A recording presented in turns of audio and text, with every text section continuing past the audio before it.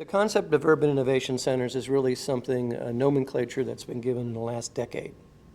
Before that, people referred to these things as science parks, all right? Most of the science parks from 1950 until about 2000 were suburban. Starting around 2000, 2005, pretty much everything that has subsequently been founded has been urban.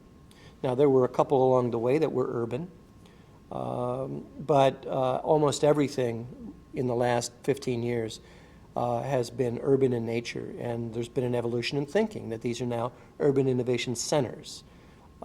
They're very, very, I guess you'd say, diverse in all aspects as compared to the science parks of the past, which are very homogeneous and didn't really facilitate interaction. And that's a big change in innovation in the last 50 years, 60 years in the United States.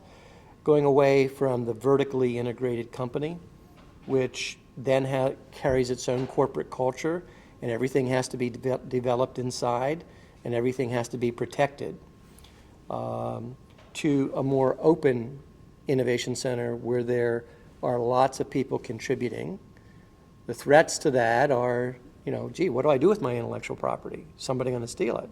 Every company has to work through that. But the acceleration that happens in innovation when you're in an open innovation system is remarkable, and that's the value of it. So for us, what we've done, and the decision to be in the Central West End, Midtown area, is to leverage the already built assets of billions of dollars. When you look at any hub in the country, the hubs that excel are the ones that have all of the elements of the innovation ecosystem fully displayed and fully functional and fully integrated.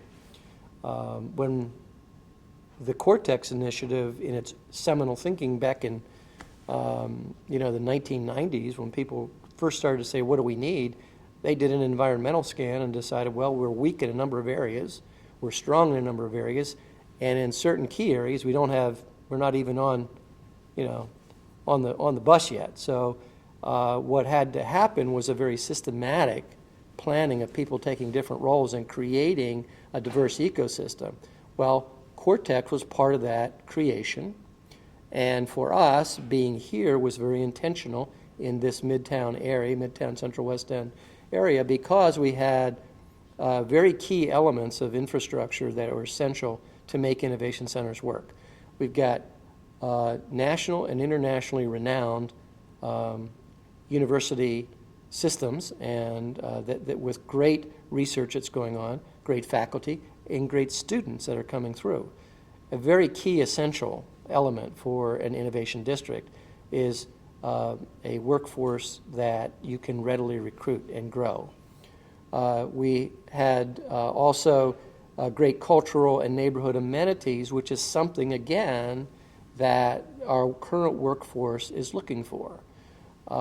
So for Cortex, we kind of are at this point catalyzing and riding on a lot of demographic shifts and changes back to the urban environment by both millennials as well as boomers. And so we're taking advantage of that. And in very large part, a big part of the reason why we've been able to accelerate since 2010 until the present the amount of square footage that we brought online, it's because we've really been able to benefit from all of these external elements in a perfect storm.